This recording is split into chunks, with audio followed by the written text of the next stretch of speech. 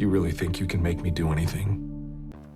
Season 4 of Reacher is off to a great start already. It is based on the book Gone Tomorrow by Child Lee, but this show is set in Philly instead of New York. He finds himself on a train around 2 a.m. where he carefully studies his fellow passengers. A small Hispanic woman in her 40s, black man in his 30s, Balkan immigrant, mid-20s, Caucasian male, mid-50s, far into the car. 3 are okay, 1 is not. Same as the book. She shows all the signs of a suicide bomber, so he decides to confront her, but she ends up killing herself. Reacher blames himself for not helping her. He is then seen at the police station where he discovers, due to a set of stupid questions, that the police are stalling. They tell him that the feds are on their way. One thing to note is that the police spoke to only 3 passengers other than Reacher. Reacher corrects them, stating that there were 4 other passengers and 1 must have gotten away.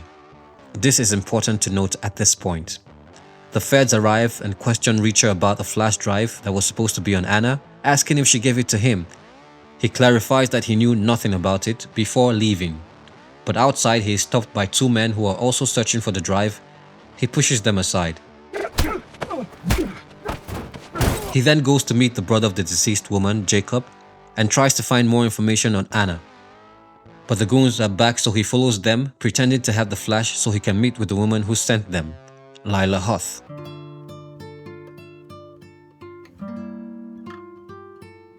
And there's already some flirtatious energy here.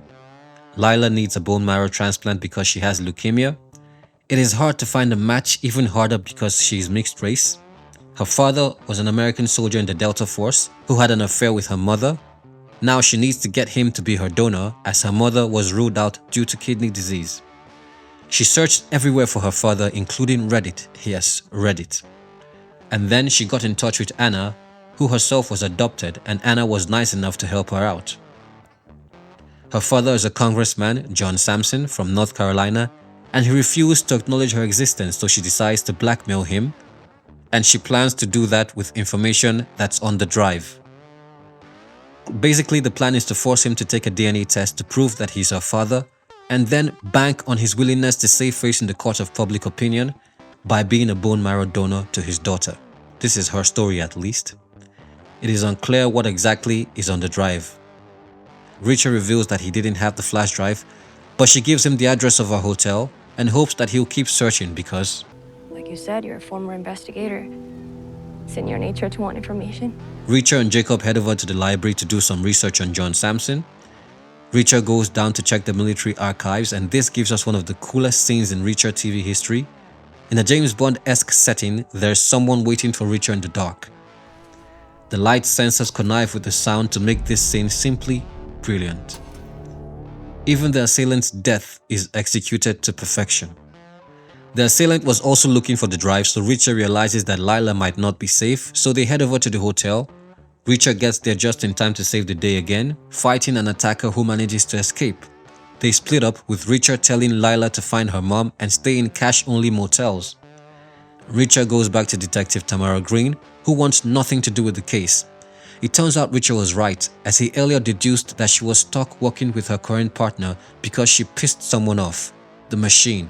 Machine fucked you sideways. You still didn't learn? And now, she wants to get over the line and retire in peace.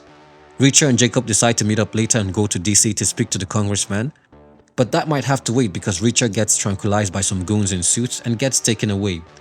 One thing to note is that Jacob can't seem to get a hold of Anna's son to inform him that his mother is dead. Might be something or might be nothing. Do the trains not have cameras? Why didn't they just check them if they did? Is this a plot hole? If the feds were looking for the flash drive and there was a 4th person on the train, why is no one talking about him? These 2 guys don't look like they're just Lila's cousins, so there's definitely more to that story. What's the unexplained bruise around the detective's eye? Is this all connected? The best scene from this episode is definitely the scene from the library. Has to be one of the best of all time on the Reacher TV series.